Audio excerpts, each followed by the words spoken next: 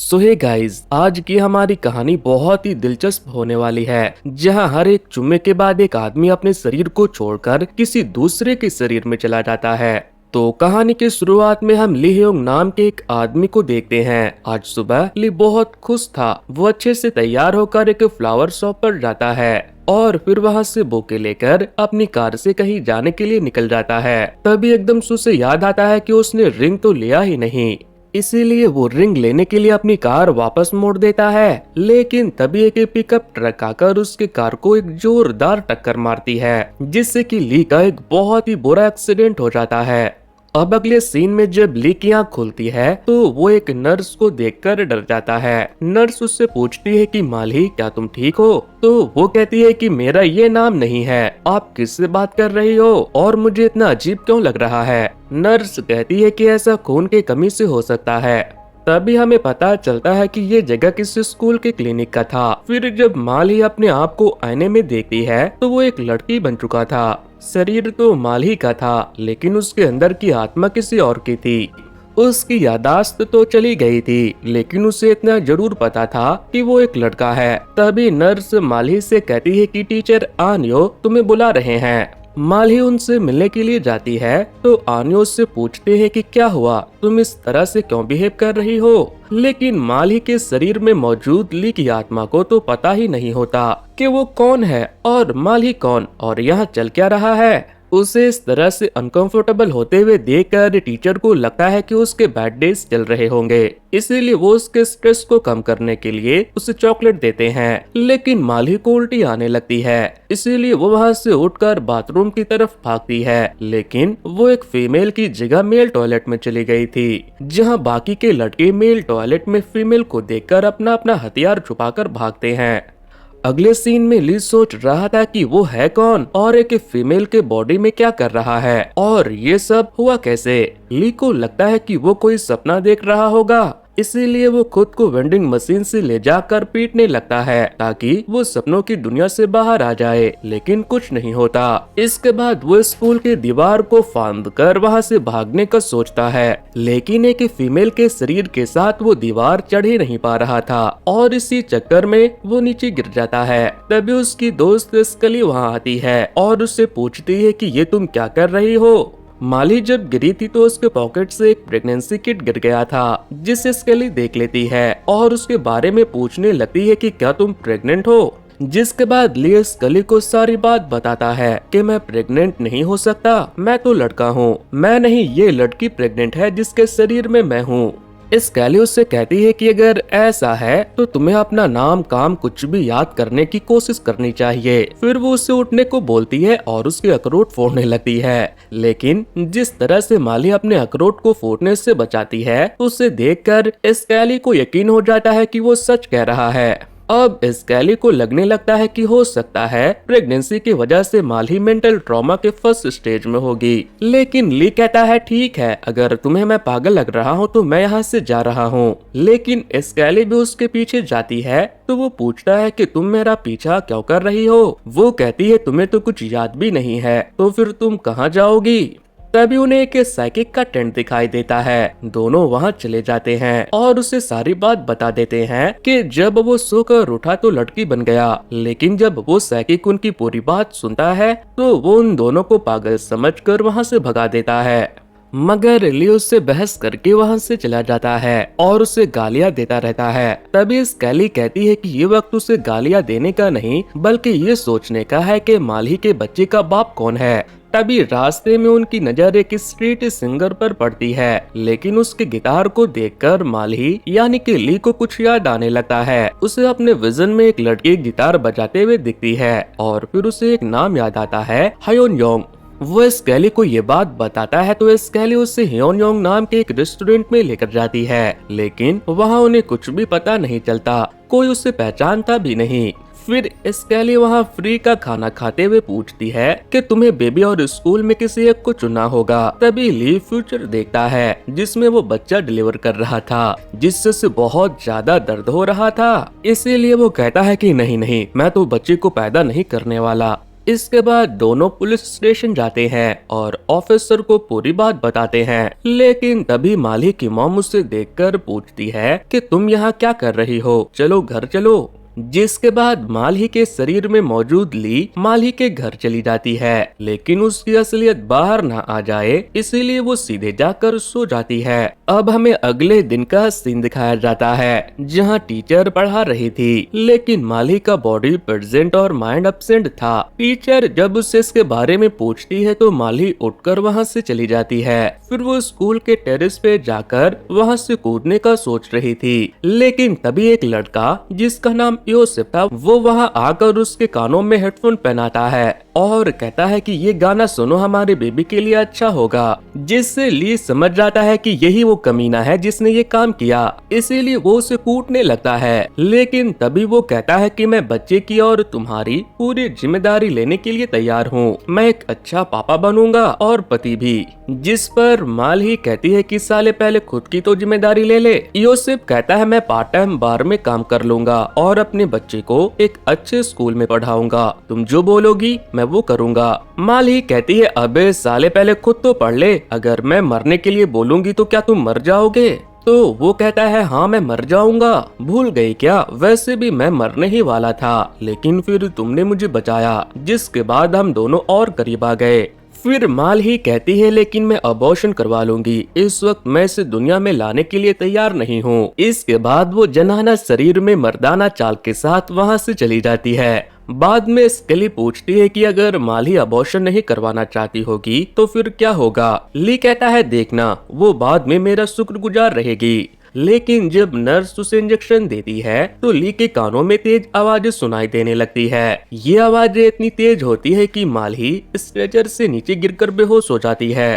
तभी उसे वापस से पास्ट का एक सीन दिखाया जाता है जहां ली एक शो में जज था और हयोन योंग नाम की एक लड़की परफॉर्म कर रही थी, लेकिन तभी वो लड़की बेहोश हो जाती है। सीन वापस से प्रेजेंट में शिफ्ट होता है जहां माली भी बेहोश हो चुकी थी और उसका बॉयफ्रेंड योसेफ उसे उठाकर कहता है कि प्लीज अबॉर्शन मत करवाओ। फिर वो उसे किस करता है, लेकिन वो जैसे उसे किस करता है उसे होश आ जाता है। साथ ही उसकी यादाश्त भी अब वापस आ चुकी थी। वो उठते ही योसेफ से पूछती है कि बाबू हम कहाँ हैं। इसके बाद वो अबॉर्शन नहीं करवाती और योसेफ के साथ वहाँ से चली जाती है। तभी हम एक आदमी को देखते हैं जिसके सर में एकदम से तेज दर्द शुरू हो जाता है, जिसे देखकर एक आदमी उसके पास आता है और उससे पूछने लगता है कि डिटेक्टिव पार्क क्या हुआ, आप ठीक तो है ना? लेकिन वो अपने कलीग को नहीं पहचानते। वो पूछने लगते हैं कि तुम कौन हो और ये सब हो क्या रहा है। तभी हमें समझ आता है कि ये लोग पुलिस ऑफिसर थे और एक क्रिमिनल को पकड़ते हुए डिटेक्टिव पार्क के सर में चोट लग गई थी, जिसके बाद उनके अंदर ली की आत्मा आ गई। लेकिन ऑफिसर उस चोर को पकड़कर थाने लेकर चले जाते हैं, जहां इंट्रोगेशन के दौरान हमें समझ आता है कि डिटेक्टिव पार्क एक करप्ट ऑफिसर थे और वो चोर उन्हें अच्छी तरह से जानता था। वो कहता है कि सर मुझे भूल गए क्या, मैं आपका दोस्त हूँ, मैं चोरी के पैसे तुम्हें भी तो देता था। लेकिन ली को तो वो याद ही नहीं होता, इसीलिए वो चोर उसे और बातें बताता है। फिर वो चोर अपने आप को डिटेक्टिव पार्क का करीबी बताने के लिए कहता है कि सर भूल गए क्या, आपने कहा था कि आपका आपकी बीवी से डिवोर्स होने वाला है। इसके बाद ली पार्क की वॉलेट से उसके घर का पता लगाकर उसके घर पहुंच जाता है, लेकिन जब वो अंदर जाता है तो उसकी बेटी और बीवी सो चुकी थी। जिसके बाद वो खाना ढूंढने लगता है, तभी उसकी बेटी वहां आती है और उसे चोकोबॉल खाने के लिए देती है। फिर ली जब उन्हें खाने लगता है तो उसकी बेटी उससे पूछती है कि मैंने सुना है कि आप डिवोर्स ले रहे हो। जिसके बाद वो सोचने लगता है कि हे भगवान, पहले प्रेगनेंसी का चक्कर और अब डिवोर्स का। ली पार्क की बेटी से पूछता है कि तुम्हें पता है कि हमारा डिवोर्स क्यों हो रहा है? तो वो कहती है कि आप हमारी कुछ सुनते ही नहीं हो, आप दोनों की रोज रोज की फाइटिंग से अच्छा है कि डिवोर्स ले ही लेना। इसके बाद वो बाथरूम में जाकर स्केली को कॉल करता है और बताता है कि अब मैं एक पुलिस ऑफिसर के शरीर में हूँ। लेकिन तभी उसकी बेटी लड़की की आवाज सुनकर उसके पास आती है और उससे पूछती है कि क्या आपने नई गर्लफ्रेंड बना ली? तो वो कहता है नहीं, वो मेरी दोस्त है। इसके बाद वो जाकर सोफे पर सो जाता है। तभी उसकी बेटी आकर कहती है कि आप अंदर जाकर क्यों नहीं सोते, वहाँ आप अच्छे से सो पाओगे, चलो जाओ अंदर बेड पर जाकर सो जाओ। अब हमें अगले दिन का सीन दिखाया जाता है जहां पार्क को बहुत सारे मैसेज आने लगते हैं। वो जब उठकर चेक करता है तो वो अपनी वाइफ के साथ हैंडकफ था और उसकी वाइफ मुंह से बोलने के बजाय उसे मैसेज कर रही थी। वो उसे हैंडकफ निकालने को कह रही थी लेकिन उसे याद नहीं होता कि चाबी कहाँ है। ली उससे बात करता है तो वो मैसेज करके बताती है कि मुझसे बात मत करो, मैसेज करो, मुझे तुमसे कोई बात नहीं करनी। पार्क कहता है कि ये काम तुम्हारी बेटी का ही है, उससे पूछो कि वो कहाँ गई है, उसने चाबी कहाँ रखा। वो बताती है कि वो तो स्कूल गई है। इसके बाद दोनों हथकड़ियों को खुलवाने के लिए किसी ताले वाले दुकान पर जाने के लिए निकल जाते हैं, लेकिन तभी रास्ते में ली को स्केली दिख जाती है। ली स्केली को आवाज देते हुए उसके पीछे जाता है, लेकिन इस चक्कर में वो और पार्क की बीवी दोनों एक गटर में गिर जाते हैं। तभी म्युनिसिपालिटी का एक वर्कर गटर का ढक्कन भी बंद करके वहां से चला जाता है। दोनों नीचे गटर में गिर के बेहोश हो चुके थे। फिर जब उन्हें होश आता है तो वो दोनों वहां से निकलने के लिए 911 पर कॉल करने का सोचते हैं, लेकिन वहां नीचे होने की वजह से उनके फोन में टावर ही नहीं आ रहा था। तभी पार्क की बीवी उससे गालियां देने लगती है। अब ली को समझ नहीं आता कि वो क्या करे। फिर वो उससे कहता है कि अपनी आंखें बंद करो, मैं सब ठीक कर दूंगा। लेकिन वो औरत जैसे ही अपनी आंखें बंद करती है, ली उसे किस कर देता है, मगर वो उसे मारने लगती है कि तुम्हारा दिमाग खराब हो गया है क्या। ली ने ऐसा इसलिए किया था क्योंकि लास्ट टाइम जब योसेफ ने माली को किस किया था तो वो उसके शरीर से निकल गया, लेकिन इस बार ऐसा कुछ नहीं होता। फिर वो कहती है कि मैं सांस नहीं ले पा रही, मुझे क्लॉस्ट्रोफोबिया है। फोबिया का नाम सुनते ही ली को ह्योनजोंग की याद आती है जब वो स्टेज पर बेहोश हो गई थी। बाद में ली पूछता है कि तुम्हें क्या हुआ था, तो वो बताती है कि मुझे ग्लोसोफोबिया है, मतलब उसे स्टेज से डर लगता है। वहीं प्रेजेंट में ली पार्क की बीवी को अपने कंधों पर उठाकर आगे बढ़ रहा था। फिर वो उसे एक जगह बैठाकर कहता है कि मैंने तुम्हारे साथ बहुत गलत किया है, मुझे तो नर्क में भी जगह नहीं मिलनी चाहिए, मुझे माफ कर दो। जिस पर वो कहती है कि अब इन सब का क्या फायदा। तभी ली को वहाँ पानी की आवाजें सुनाई देती है और एकदम से वहाँ पानी भरने लगता है। उन्हें लगता है कि अब वो मरने वाले हैं, इसीलिए मरने से पहले उसकी बीवी कहती है कि थैंक यू जो तुमने मरने से पहले अपनी गलती मानी और मुझे माफ करना, मैं तुम्हें प्यार नहीं दे पाई। फिर वो उसे किस कर लेती है। अब अगले सीन में हम देखते हैं कि वो दोनों बहकर नदी में निकल गए थे और उन्हें रेस्क्यू कर लिया गया था, लेकिन पार्क अभी भी बेहोश पड़ा था। फिर जब पार्क डिस्चार्ज होकर घर आता है तो उसे कुछ भी याद नहीं होता कि उसके साथ क्या हुआ था, क्योंकि जब पार्क की बीवी ने ली को किस किया था तो वो पार्क के शरीर को छोड़कर जा चुका था। पार्क अपनी बीवी को मैसेज करके पूछता है कि हमारा डिवोर्स कब होगा, जिससे उसकी बीवी चिढ़ जाती है। अब हम एक टीचर को देखते हैं जो हर टाइम बस खाते ही रहते थे। ये मिस्टर आन थे, यानी कि माली के स्कूल टीचर। मिस्टर आन के खाने की आदत के बारे में टीवी पर भी बताया जा रहा था, जिससे ली न्यूज में देखकर खूब हंसता है। तभी उसकी नजर एकदम से आने पर पड़ती है तो उसे समझ आता है कि इस बार वो मिस्टर आन के शरीर में पहुंच गया है। इसके बाद ली मिस्टर आन बनकर स्केली के पास जाता है और बहुत ही गुस्से में उससे पूछता है कि तुम अबॉर्शन सेंटर में क्या करने के लिए गई थी। स्केली कहती है कि आपको ये किसने बता दिया और मैं वहाँ अपने लिए नहीं गई थी। तभी स्केली को समझ आ जाता है कि वो भूत जो शुरू में माली के अंदर था अब वो मिस्टर आन के अंदर है। जिसके बाद वो उससे कहती है अरे तुम्हें भूख लगी होगी, मेरे साथ आओ, मैं तुम्हें बर्गर खिलाऊंगी। वो उसे कन्वीनियंट स्टोर में लेकर जाती है जहाँ वो पार्ट टाइम वर्क करती थी। फिर वो उससे पूछती है कि तुम माली के शरीर को छोड़कर कहाँ चले गए थे। वो बताता है कि मैं एक पुलिस ऑफिसर के शरीर में था और मैंने उसे उसका डिवोर्स होने से बचाया। तभी मिस्टर आन के फोन पर एक मैसेज आता है कि I miss you and I want to meet you. जिसके बाद ली मिस्टर आन के शरीर को लेकर उस लड़की से मिलने के लिए चला जाता है, लेकिन वो लड़की जब वहाँ आती है तो मिस्टर आन यानी कि ली के होश उड़ जाते हैं। वो वहाँ से उठकर बाथरूम चला जाता है और जाकर स्केली को कॉल करके कहता है कि ये बूढ़ा अपने औकात से ज्यादा बड़ा हाथ मार रहा है, ऐसा समझ लो कि वो ऐश्वर्या राय और ये जॉनी लीवर। स्केली कहती है जो हो रहा है होने दो। इसके बाद ली जाकर उस लड़की के साथ ड्रिंक करने के लिए बैठ जाता है। वो लड़की कहती है कि तुम्हें याद है जब तुम पहली बार मिले थे तब तुमने दारू पीकर खूब उल्टियाँ की थी, भुक्कड़ तो तुम शुरू से थे।